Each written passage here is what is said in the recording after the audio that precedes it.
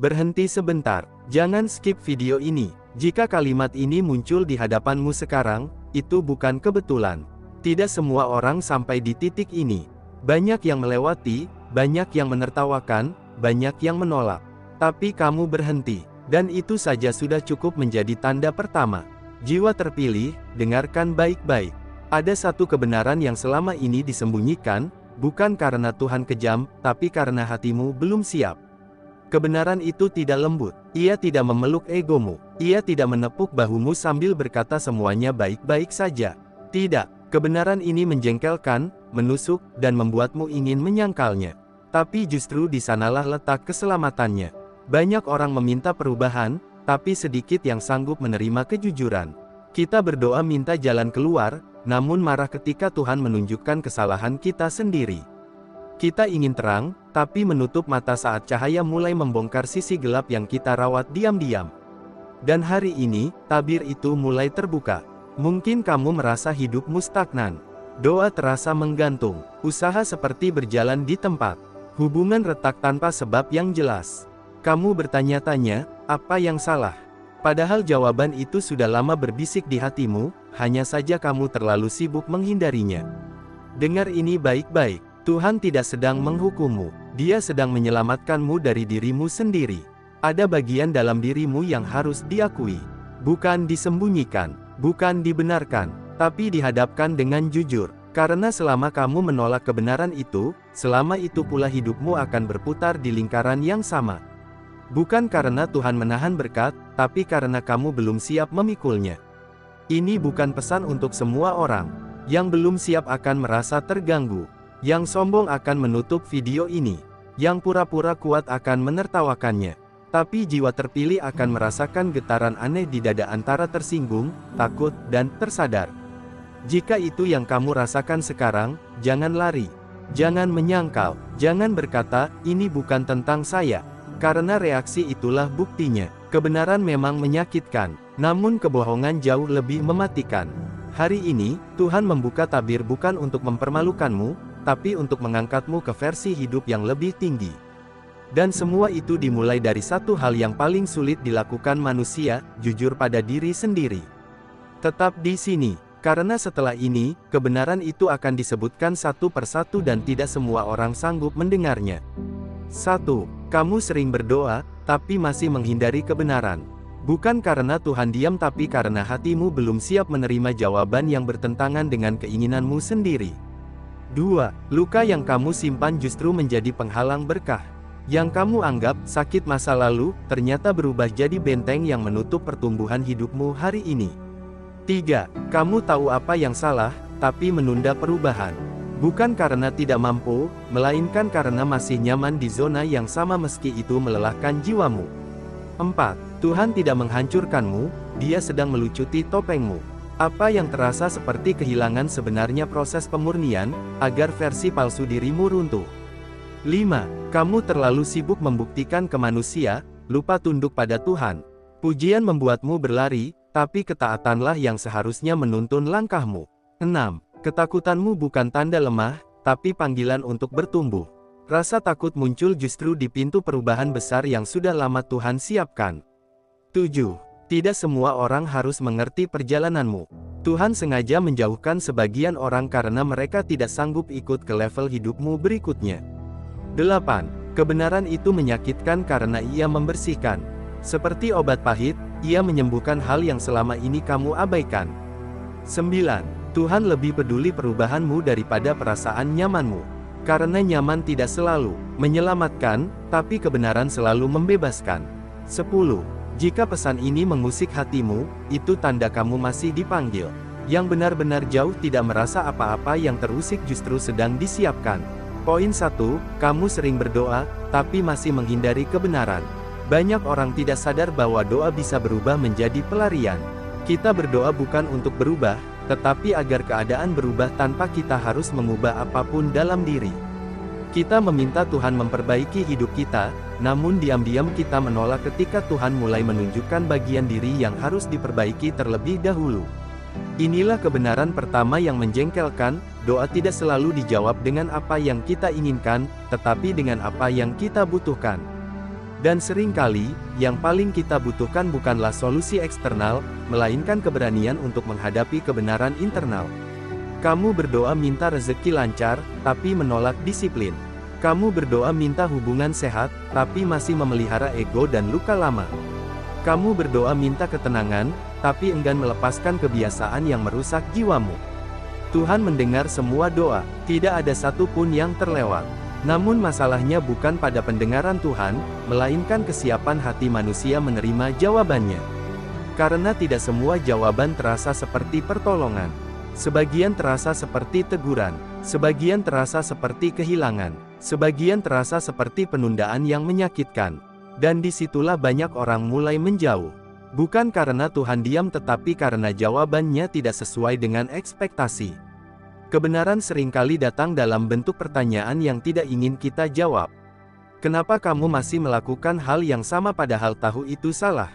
Kenapa kamu terus meminta cahaya, tapi tidak mau keluar dari gelap? Kenapa kamu ingin hasil yang berbeda, tapi mempertahankan kebiasaan lama? Menghindari kebenaran itu lebih mudah daripada menghadapinya. Karena menghadapinya berarti mengakui bahwa sebagian masalah hidup kita bukan disebabkan orang lain, bukan keadaan, bukan takdir melainkan pilihan kita sendiri. Dan itu menyakitkan. Namun justru disitulah doa mulai bekerja dengan benar. Doa sejati bukan alat untuk memanipulasi Tuhan, melainkan proses di mana Tuhan meluruskan manusia. Ketika kamu mulai berani berkata, "Tuhan, tunjukkan apa yang salah dalam diriku," meski itu menyakitkan, saat itulah doa berubah menjadi pintu keselamatan. Banyak orang ingin mukjizat, tapi tidak siap menerima kebenaran yang mendahuluinya. Padahal hampir semua perubahan besar dalam hidup manusia selalu diawali oleh satu momen jujur yang pahit, kesadaran bahwa ada yang harus diakhiri sebelum sesuatu yang baru bisa dimulai. Jika hari ini doamu terasa berat, mungkin bukan karena Tuhan jauh, tetapi karena Dia sedang terlalu dekat, terlalu jujur, dan terlalu serius ingin menyelamatkanmu. Poin 2, luka yang kamu simpan justru menjadi penghalang berkah. Tidak semua luka terlihat. Sebagian tersembunyi rapi di balik senyum, kesibukan, dan sikap "aku baik-baik saja".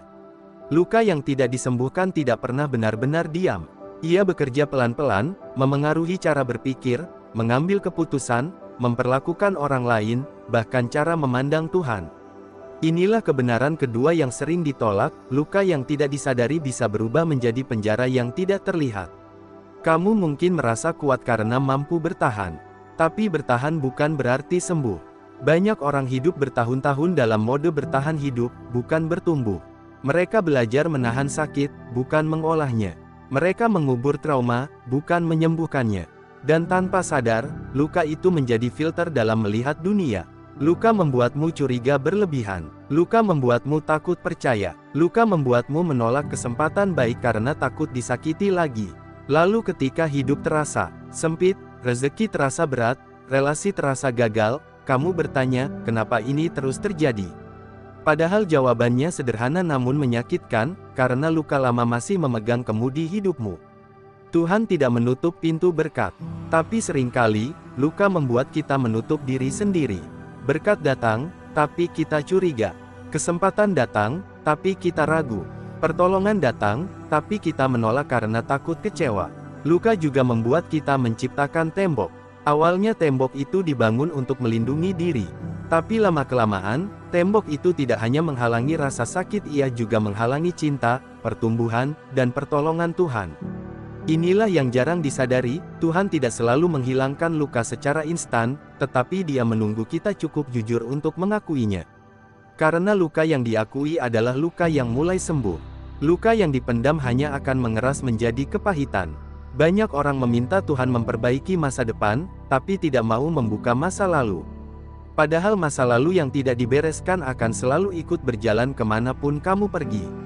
Ia akan muncul dalam keputusan-keputusan kecil, dalam reaksi emosional yang berlebihan, dalam ketakutan yang tidak rasional. Berkah membutuhkan ruang, dan luka yang disimpan terlalu lama memenuhi ruang itu dengan rasa takut. Saat kamu berani menghadapi lukamu bukan untuk menyalahkan diri sendiri, tetapi untuk memahaminya, disitulah keajaiban kecil mulai terjadi. Kamu mulai melihat bahwa tidak semua orang akan menyakitimu.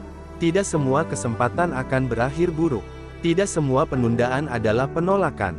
Dan yang paling penting, kamu mulai menyadari bahwa Tuhan tidak pernah meninggalkanmu bahkan di momen paling menyakitkan.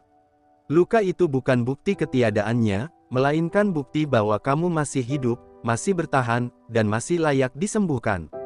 Kebenaran ini memang menjengkelkan, karena ia memaksa kita berhenti menyalahkan dunia, dan mulai berdamai dengan diri sendiri. Namun justru di sanalah berkat mulai mengalir bukan karena hidup tiba-tiba mudah, tetapi karena jiwamu akhirnya lapang untuk menerimanya. Poin 3, kamu tahu apa yang salah, tapi terus menunda perubahan. Inilah kebenaran yang paling sulit diterima manusia, kita sering tahu apa yang benar, tapi memilih menundanya karena perubahan itu tidak nyaman. Bukan karena kita bodoh, bukan karena kita tidak diberi petunjuk, tapi karena perubahan selalu menuntut harga dan harga itu seringkali adalah rasa aman palsu yang selama ini kita pertahankan. Kamu tahu kebiasaan mana yang merusak. Kamu tahu keputusan mana yang seharusnya diambil. Kamu tahu batas mana yang harus ditegakkan. Namun kamu berkata, nanti saja. Dan penundaan itu terasa sepele, sampai hidup mulai stagnan. Menunda perubahan adalah bentuk penolakan yang paling halus. Kita tidak berkata tidak kepada Tuhan, tapi juga tidak berkata ya. Kita menggantung keputusan, berharap waktu akan memperbaiki sesuatu yang sebenarnya hanya bisa berubah lewat keberanian. Masalahnya, waktu tidak menyembuhkan apapun yang terus kita ulang. Setiap kali kamu menunda, kamu sedang mengirim pesan ke dirimu sendiri bahwa kenyamanan lebih penting daripada pertumbuhan. Bahwa rasa takut lebih layak dipelihara daripada harapan. Dan tanpa sadar, penundaan itu membentuk pola, hidup berjalan, usia bertambah, tapi kualitas jiwa tetap di titik yang sama. Tuhan sering memberi dorongan kecil sebelum perubahan besar.